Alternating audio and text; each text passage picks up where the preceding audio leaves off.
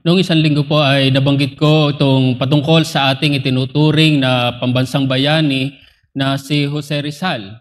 At siguro aayunan niyo ako na kapag sinabing bayani, ang isang karakteristik niyan ay meron siyang ginawa sa bayan, whether martyrdom or any sacrifice na kanyang ginawa para sa bayan. At totoo yan. Pero paano kapag sinabing tagapagligtas? At least para sa atin ng mga Kristiyano, ang maiisip natin dyan ay siya'y namatay sa krus. At totoo yan mga kapatid, kung walang krus, walang kaligtasan, at ito yung minsan pampaalala ko sa bawat isa na marahil hindi pa tumitingin sa krus ni Kristo. Gusto kong sabihin sa inyo na kung hindi kayo titingin sa krus ni Kristo, wala kayong kaligtasan. Kaya ang aking simpleng apela minsan pa sa inyo ay tumingin kayo kay Kristo para sa inyong kaligtasan. Pero bago pa man ang ginawa ni Kristo sa krus, meron siyang pinagdaanan na pagsubok. Bago pa man ang masasabi nating huling pagsubok na hinarap ni Jesus, ni Kristo, at yun ay ang krus, ay meron siyang unang pinagdaanan na mga pagsubok. At ito yung ating tutunghayan ngayong hapon bilang pagtatapos ng ating serye. Inimbitahan ko kayong buksan muli yung mga Biblia, mga kapatid, sa Ebanghelyo ni Marcos. Tayo ay nasa Kabanata 1 at ang ating tutunghayan ay ang talatang 12 hanggang 13. Ebanghelyo ni Marcos 1, 12, talatang 12 hanggang 13. Ito po ang sinasabi ng salita ng Diyos. At agad siyang dinala ng Espiritu sa ilang.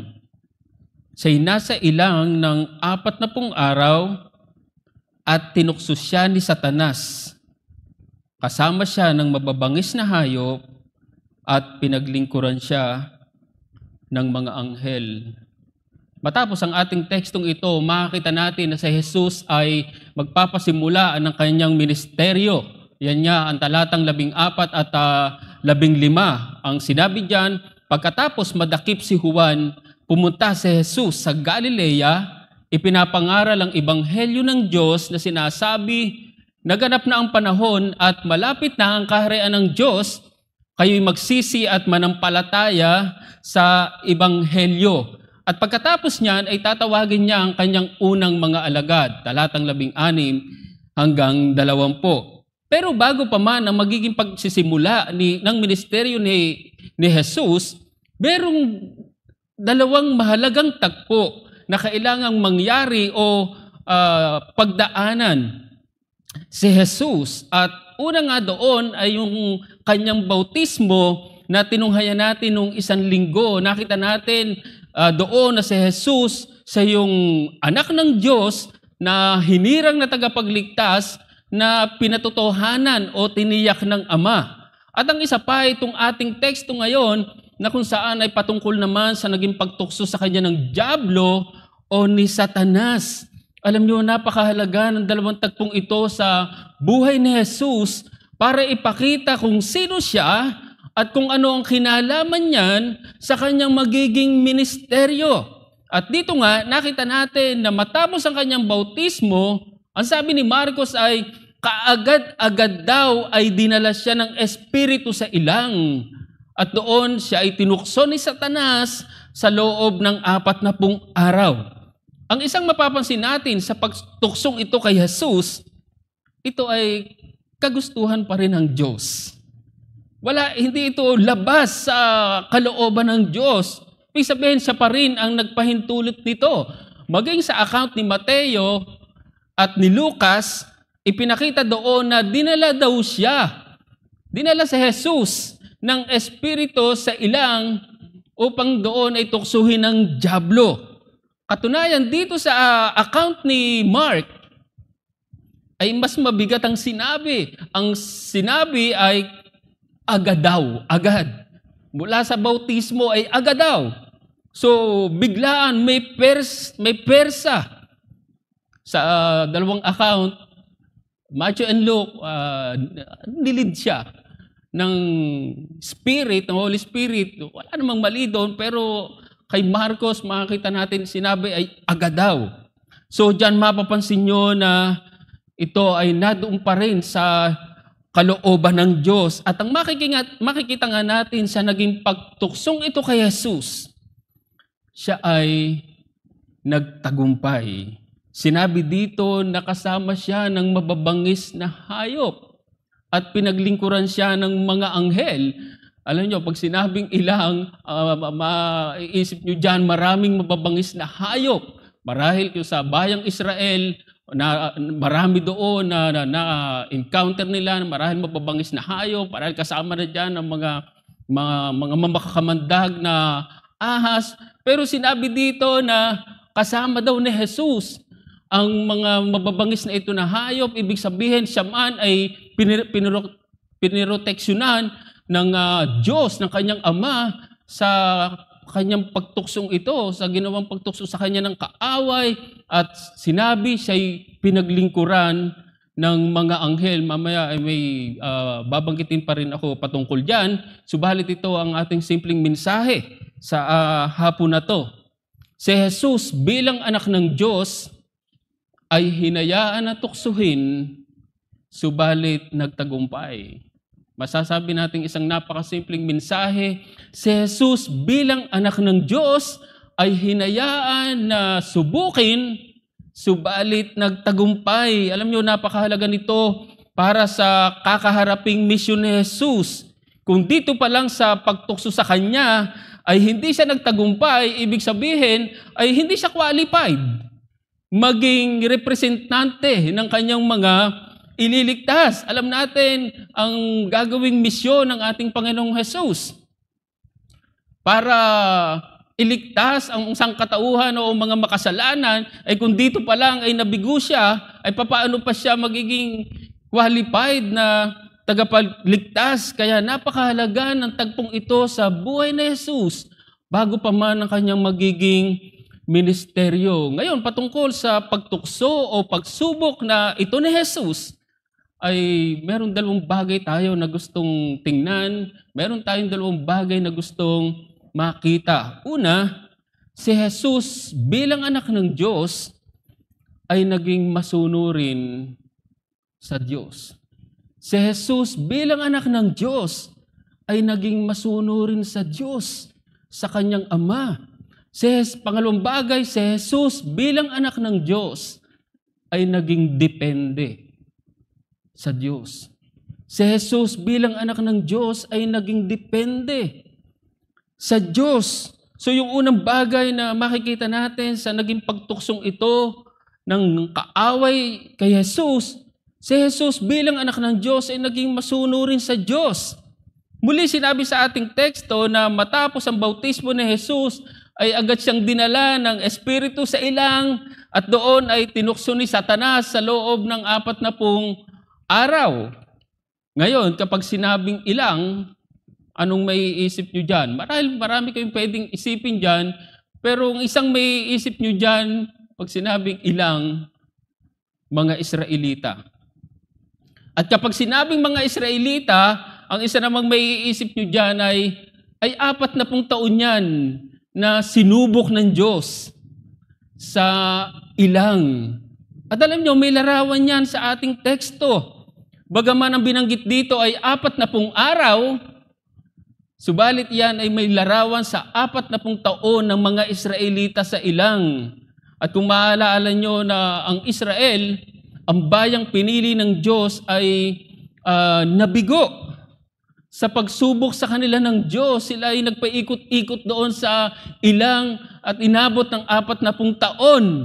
Malinaw yan na si Caleb at si Josue lamang ang nakapasok sa lupang pangako kasama ang ikalawang henerasyon. Pero dito ipinakita na si Jesus ay nagtagumpay. Yan ang isang magandang makita natin sa ating teksto. So ang pagiging masunurin o matapat sa Diyos ay naglalayo sa pagkahulog sa tukso. Ngayon, paano ipinakita na si Jesus bilang anak ng Diyos ay naging masunurin o naging matapat sa Diyos. Sa kanyang ama, siya ay anak ng Diyos. Pero paano siya naging masunurin? Naging matapat sa kanyang Diyos, sa kanyang ama. Ay maalala nyo na siya ay tinukso sa tatlong paraan o pagkakataon. Bagaman hindi ito binanggit sa ating teksto sa account ni Marcos, pero gaya ng alam natin na binanggit ito sa account ni Matthew and Luke. Pamilyar tayo dyan, paano tinukso si Jesus ni Satanas. Una na dyan ay yung gawin daw nitong tinapay ang mga bato. Kay Lucas ang ginamit bato, singular. Pero kay Matthew ay plural, pero hindi natin pag-uusapan yan ngayon. Sa madaling salita ay yan ang unang naging pagtukso ng kaaway, ng dyablo kay Jesus. Gawin mong tinapay ang mga bato. Pero anong sagot ni Jesus? Memory verse marahil lang marami, hindi lamang daw sa tinapay nabubuhay ang tao, kundi sa bawat salita na lumalabas sa bibig ng Diyos. Yan ay mula sa Deuteronomy chapter 8, verse 3. Ipinakita diyan ang higit na kailangan ng tao. Ipinakita diyan ang kahigtan ng salita ng Diyos kumpara sa pansamantalang pangangailangan o kasiyahan ng tao. At diyan nabigo ang mga Israelita. Ang mga Israelita, mas pinahalagahan nila yung pagkain. Mas pinahalagahan nila yung pansamantalang kasiyahan kaysa sumunod sa kanilang Diyos. Pero diyan, ipinakita na si Jesus ay naging masunuri, no, matapat sa Diyos. Sa pagsasabing, hindi lamang daw sa tinapay nabubuhay ang tao, kundi sa bawat salita na lumalabas sa bibig ng Diyos. Paano pa tinukso si Jesus? Kung ang pagbabatayan natin ay account ni Luke, sinabi doon na dinala daw siya ng dyablo sa isang mataas na lugar at ipinakita sa kanya sa isang saglit ang lahat ng mga kaharian sa sanlibutan. At sinabi sa kanya ng dyablo, ibibigay ko sa iyo ang lahat ng kapangyarihang ito at ang kalwalatian nila sapagkat ito'y naibigay na sa akin. At ibibigay ko kung kanino ko ibig. Kaya't kung sasamba ka sa akin, ang lahat ng ito'y magiging iyo. Yan ang pangalawang tukso. Pero ano ang sagot ni Jesus? Nasusulat, sambahin mo ang Panginoong Diyos at siya lamang ang iyong paglingkuran. Yan ay hango naman sa Deuteronomy chapter 6 verse 13. So, diyan sa sagot ni Jesus ay pinakita yung kanyang pagiging masunurin, yung kanyang pagiging matapat sa Diyos. Ipinakita diyan na wala siyang ibang sasambahin na Diyos. Pinakita diyan ni Jesus na wala siyang ibang kikilalaning Diyos liban sa Diyos lamang. At panghuli, paano pa tinukso si Jesus? Sinabi doon na dinala daw ito sa Jerusalem at inilagay sa tuktok ng templo at sinabi na kung siya daw ang anak ng Diyos, magpatihulog ito. Sapagkat nasusulat, ipagbibilin ka niya sa mga anghel na ikaw ay ingatan at aalalayan kanila ng kanilang mga kamay, baka masaktan mo ang iyong paa sa isang bato.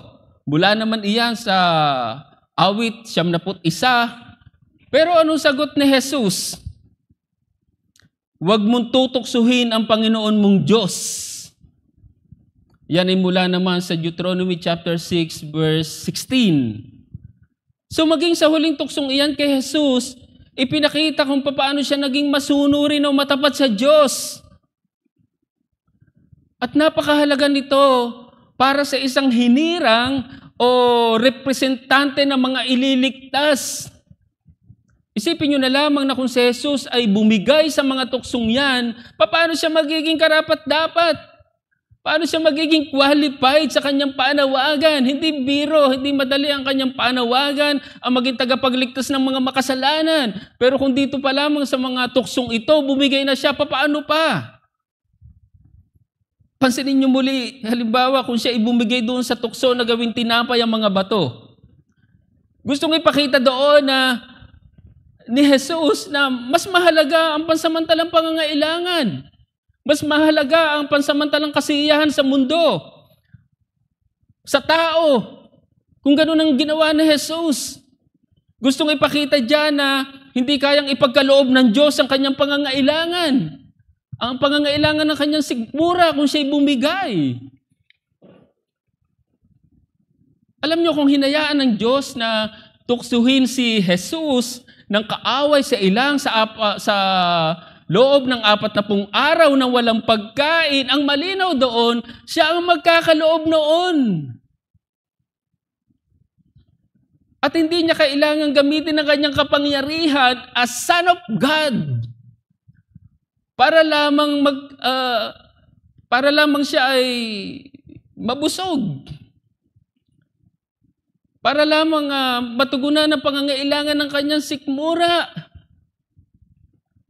Alam niyo, si Jesus bilang anak ng Diyos, makapangyarihan siya. Kaya niyang gawin ang mga bato na tinapay, walang duda doon. Pero isipin niyo kung ginawa yon para lamang matugunan ang kanyang pansamantalang pangangailangan. Parang gustong ipakita doon na hindi niya kailangan ng Diyos. Parang gusto niya ipakita doon, kayang-kaya ko ang aking sarili. So gagawin ko, ipapairalin ko ang aking kapangyarihan. Simple lang naman na gawing tinapay ang mga batong ito. Ganyan kahalaga yung paglampas sa tuksong ito na hinarap ni Jesus. Hindi po pwede ang ganon sa isang inihahanda sa napakahalagang misyon na bumigay sa tukso gaya ng dahil lamang sa pangangailangan ng sikmura. Pansinin niyo rin halimbawa yung pangalawang tukso. Papaano kung natukso si Jesus sa kapangyarihan ng mundo? At binigyan pa ng diin kung ano yung kapangyarihan ng mundo, yung daw kaluwalhatian na nadoon. Ay di sumamba si Jesus kay Satanas kung siya ibumigay doon kasi ang kapalit noon ay kung sasamba raw siya sa kanya. Ibibigay ko sa iyo lahat ang kapangyarihan na to na nakikita mo. Ito yung sanlibutan, ito yung kapangyarihan, maluwalhati iyan. Lahat ng yan ay ibibigay ko sa iyo. At sapagkat ito ibinigay na sa akin, of course, that's exaggeration. Hindi totoo yun na ibinigay na sa kanya ang lahat ng kapangyarihan, pandaraya ni Satanas yun. Yan ang inilalagay sa isip ni Jesus, pero hindi totoo yun. Pero pwedeng matukso si Jesus dahil nakakita niya yung kapangyarihan ng sanlibutan at maluwalhati ito. Pero kung siya bumigay doon, sasamba siya kay Satanas. Paano kung natukso siya na subukin ng Panginoon sa pamamagitan ng pagpapatihulog? Ay nag-quote pa itong si Satanas from Psalm chapter 91. Ipagbibilin daw siya ng kanyang mga anghel para hindi masaktan ang kanyang mga paa. Si Satanas, napakagaling din sa salita ng Diyos. Kung bumigay doon si Jesus, parang gustong ipakita doon na hindi makapangyarihan ng Diyos, na parang hindi kayang gawin ng Diyos ang isang bagay. Ang lahat ng yan ay mahalagang sangka para sa isang representante o hinirang na tagapagligtas. Isang kabiguan lamang dyan ni Jesus, hindi na siya magiging qualified na tagapagligtas ng makasalanan. Kaya napakahalaga ng naging pagsubok na ito ni Jesus na nadoon pa rin sa kalooban ng kanyang Ama. At ito ang naging kabiguan ng bayang Israel bilang bayang pinili o hinirang ng Diyos. Alam nyo, ang bayang Israel ay isang pribilehiyong bayan, pero nabigo sila. Pero ito yung anak ng Diyos, si Jesus. ay nagtagumpay sa mga bagay na ito at mahalagang makita natin yan sa naging pagsubok kay Jesus. Pamilyar tayo na yung isang presidente ay meron niyang mga appointee kung saan man yon.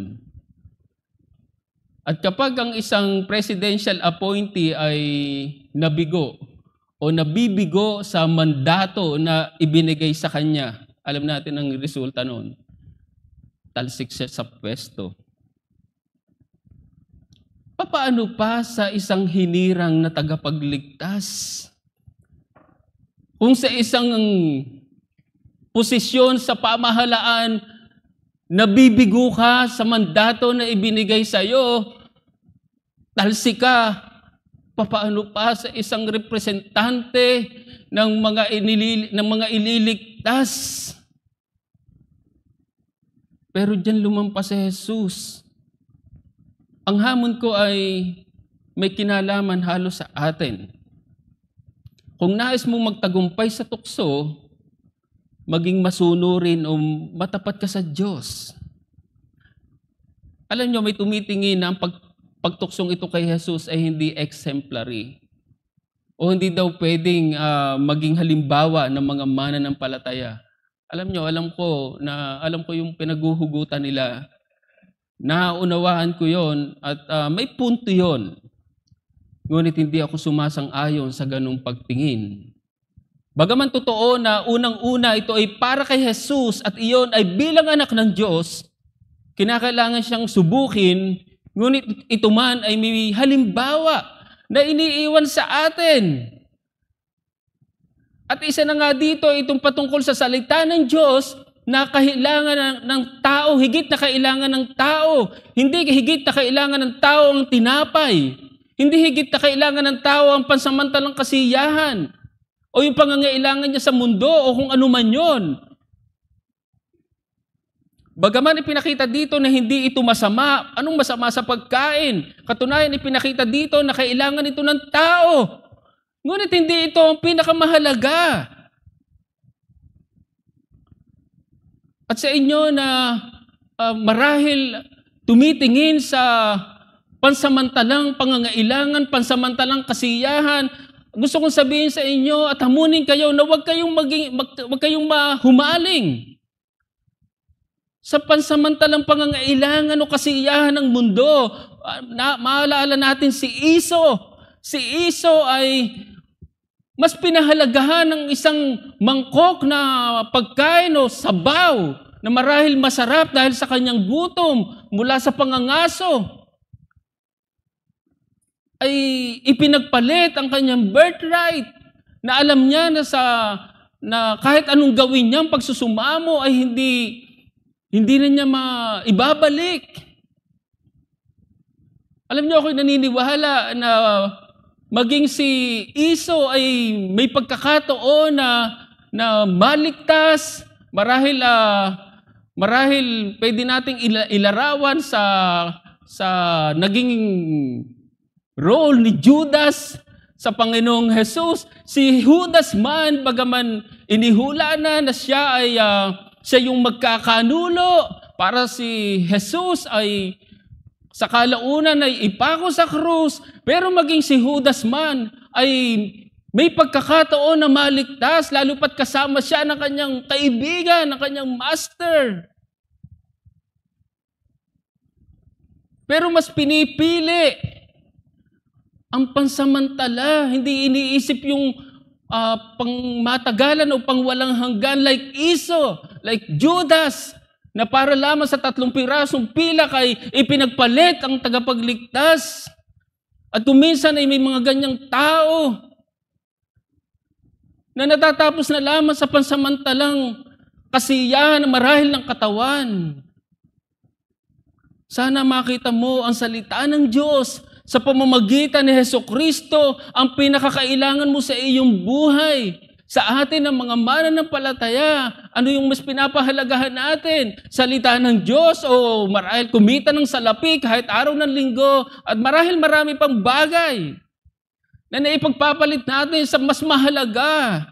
Kaya hindi ako kumbinsido na hindi exemplary ang naging pagtuksong ito kay Jesus. Doon pa lamang sa hindi niya paggawa ng nagawing tinapay ang mga bato ay isang magandang halimbawa na para sa mga mananampalataya na hindi tayo matapos dyan.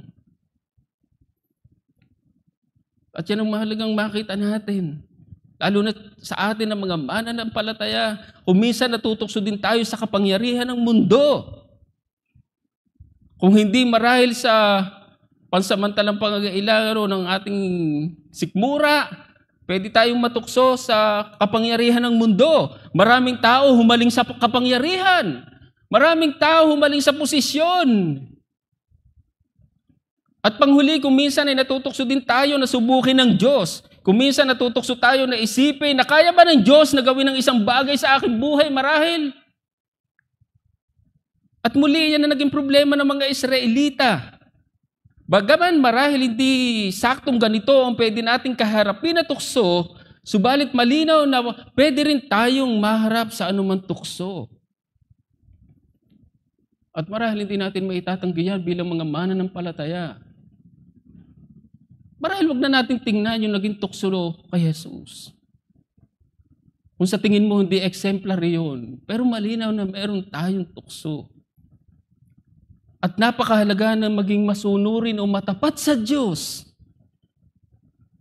para hindi ka mahulog doon sa anumang tukso na marahil pwede mong kaharapin. Isa marahil sa pinakamatinding tukso na kinaharap ng mga tinatawag natin Christian martyrs ay yung itakwil nila ang kanilang pananampalataya kapalit ng kanilang buhay. Pero ang hahangaan natin sa mga Christian martyrs na ito, naging masunurin, naging matapat sila sa kanilang pananampalataya hanggang sa huli. Iniisip ko nga kung ang mga Christian martyrs na to ay hindi naging matapat sa kanilang pananampalataya hanggang sa huli, wala, bibigay sila. Pero maging sa kalalagayan na ang kapalit ay kanilang buhay, yung tukso na sila'y sunugin o pakain, palapa sa leon, naging masunurin o matapat sila sa Diyos. So, ito yung unang bagay na mahalagang makita natin sa naging pagtukso o pagsubok kay Jesus. Si Jesus bilang anak ng Diyos ay naging masunurin o matapat sa Diyos. Subalit pangalawang bagay, para bigyan pa ng konting diin ito, si Jesus bilang anak ng Diyos ay naging depende sa Diyos.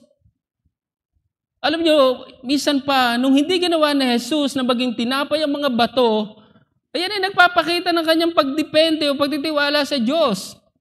Gustong ipakita dyan na kayang ipagkaloob ng Diyos ang aking pangangailangan. Gaya na sabi ko kanina, kung hinayaan ng Diyos na siya mapunta sa ilang para tuksuhin ang kaaway ni Satanas sa loob ng 40 araw, naunawaan ni Jesus na siya ang magkakaloob ng pagkain na kailangan niya. At yan marahil ang larawan na ipinapakita dito ng mga anghel. Sinabi dito na matapos ang pagtukso kay Jesus, pinaglingkuran siya ng mga anghel. At isang posibilidad noon ay hindi tayo tiyak, pero marahil ang isang naging paglilingkod ng mga anghel ay baka dinalan si Jesus ng pagkain sa ilang. Hindi tayo gaano sigurado doon, pero sinasabi ng mga ilang scholars yan, posible. May larawan yan sa Old Testament and even Hebrews chapter 1 verse 14 ay naging yung role ng mga angels. Ba't yan ang sinabi? Ganun kasimple. Matapos ang tukso ay pinaglingkuran si Jesus ng mga anghel. Nung hindi siya natukso sa mga kapangyarihan ng sanlibutan, gustong ipakita doon ang kanyang total allegiance sa Diyos. Hindi ganyan ang Israel. Diyan sila nabigo. Nung hindi natukso si Jesus, nasubukin ng Panginoon, gustong ipakita doon na kaya siyang ingatan o proteksyonan ng kanyang ama hanggang sa huli. So ang pagiging depende o umaasa sa Diyos ay naglalayo sa pagkahulog sa tukso. Alam nyo, hindi madali ang mga tukso na kinaharap ni Jesus. Hindi madali na magutom. Siguro kung tayong nasa kalalagayan ni Jesus, gutom na gutom ka for 40 days. Na wala kang kinakain, bagaman debatable pa yan, pwede raw na may konti pa siyang kinakain, like John the Baptist, maybe kung ano yung meron dyan sa ilang, it's possible. At doon niya ako mas kumikiling, pero pinapakita doon, nag-fast si Jesus, gutom na gutom siya for 40 days, at siguro, nung tuksoin siya ng kaaway na, kung ikaw ang anak ng Diyos, gawin mong mga tinapay ang mga batong ito, ay baka nasa ganyang kalalagayan, baka mataranta ka na gawing bato, mga tinapay, gawing tinapay ang mga batong ito. Hindi madali ang tukso na hinarap ni Jesus. Hindi rin madali na tanggihan ang kapangyarihan ng sanlibutan. Yung kalwalatian nito. Pwedeng dyan ilagay na Jesus ang kanyang loyalty, ang kanyang allegiance. Alam nyo, sabi ng isang scholar, marahil pinakita doon yung Roman Empire. Hindi ba tempting yon? Hindi madali na hindi tuksuhin ng Diyos. Pwedeng isipin ni Jesus, kaya ba siyang ingatan ng Diyos hanggang sa huli? Pwedeng pumasok sa isip ni Jesus yon. At marahil ang pinakamahirap nga na tukso na hinarap ni Jesus ay ang krus. Ang kamatayan. Pero naharap o napagtagumpayan ni Jesus, maging ang krus, maging ang kamatayan, dahil natuto siyang magtiwala o dumipende sa Diyos. Naunawaan niya na kahit hayaan ng Diyos na mamatay siya sa krus, subalit kaya niya itong ibangon mula sa mga patay. Naunawaan ni Jesus, alam ni Jesus, na makalipas ang 3 araw o sa 4 araw, siya'y ibabangon, siya'y mabubuhay na muli. Ganyan ang pagtitiwala at naging pagdepende ni Jesus sa kanyang Ama, sa Diyos. Alam niyo, kung sa atin lamang talagang mabibigo tayo. Pero kung matututo tayo na dumipende sa Diyos, hindi tayo mabibigo. Ang dahilan kung bakit ang mga Israelita ay nabigo sa ilang, iyon ay dahil hindi sila nagtiwala sa kanilang Diyos. Akala nila ay hindi kayang tustusan o ipagkaloob ng Panginoon ang kanilang pangangailangan na pagkain. Pero may pangako ng probisyon ng Diyos. Akala nila hindi sila kayang proteksyonan ng Diyos sa kanilang paglalakbay sa ilang patungong lupang pangako. Sa halip sinubok o tinukso nila ang Diyos. Subalit hindi ganito ang makikita natin kay Jesus. Siguro kung mga pangako ng isang politiko ang ating maririnig, ay talagang mahirap pagkatiwalaan. Pero kung pangako ng Diyos, pwede nating pagkatiwalaan. Ang bayang Israel, nabigo. Hindi nagtiwala sa pangako ng Diyos.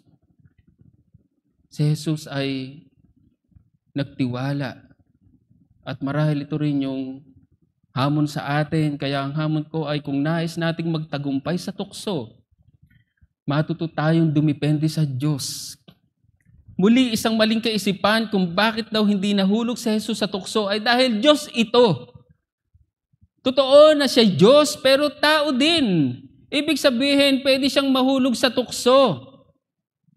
In Hebrews chapter 2, chapter 4, He was tempted in all points as we are, yet without sin.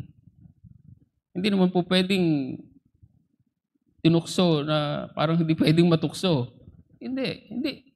Pwede siyang matukso, Pwede siyang mahulog sa kasalanan, gayunman hindi nga siya nagkasala. At ang dahilan lamang kung bakit siya nagtagumpay dito ay dahil sa pagdepende niya sa Diyos. Naniniwala tayo na sa loob ng 40 araw na si Jesus ay nasa ilang, lumublob siya sa panalangin. Katunayan, hindi lamang basta panalangin, kundi matindi o masidhing panalangin, yan ang ibig sabihin ng fasting.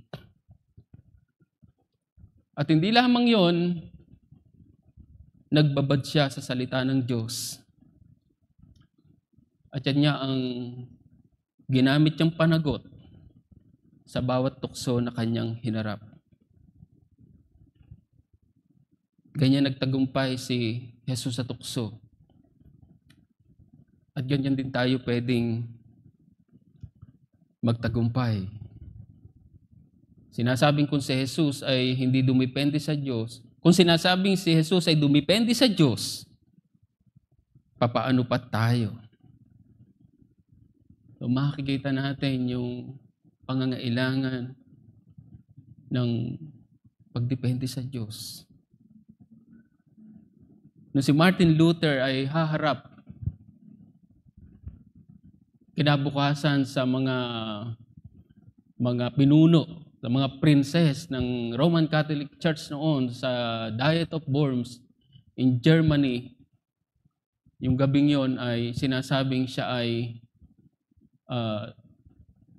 walang ginawa kundi manalangin at humingi ng tulong sa Panginoon.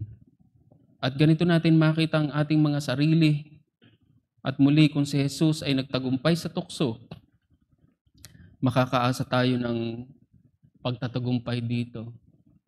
Grabing katiyakan, minsan pa, meron tayo sa ating Panginoong Hesukristo dahil sa krus na kanyang napagtagumpayan, ay ito yung ating pwedeng panghawakan bilang mga mananampalataya. At sa tingin ko, ito yung saktong sinabi sa himno na ating aawitin sa 2 saknong, kung tuksuhin man ng dyablo at usigin sa sala ko, si Kristong aking pansagot, salay minsanang tinapos. Bilang tugon po, awitin natin sa trono ng Diyos. Wakas po tayo sa panalangin, mga kapatid. O dakila namin Diyos, aming mabuti at mapagbiyayang Ama. Nagpapasalamat kami minsan pa sa iyong salita na aming natunghayan. Nakita namin kung paano nagtagumpay ang aming Panginoong Jesus bilang iyong anak sa tukso na pinagdaanan niya. Nakita namin na maging ang mga tuksong ito ay iyong hinayaan sa iyong anak para subukin kung siya man ay magiging karapat-dapat na tagapagligtas ng sangkatauhan. At tunay na nagpapasalamat kami, Panginoon, na dahil sa kanyang pagtatagumpay sa tukso at lalong higit sa tukso ng krus, ay mayroong kaligtasan. At tunay na kami namamangha, Panginoon, sa iyong planong pagliligtas para sa mga makasalanan. At naway tunay na mapuno kami, mamangha kami sa iyo, Panginoon. Kami magpasalamat sa kaligtasan na aming tinatamasa ngayon. Kami na mga makasalanan ay iyong kinahabagan, naligtas.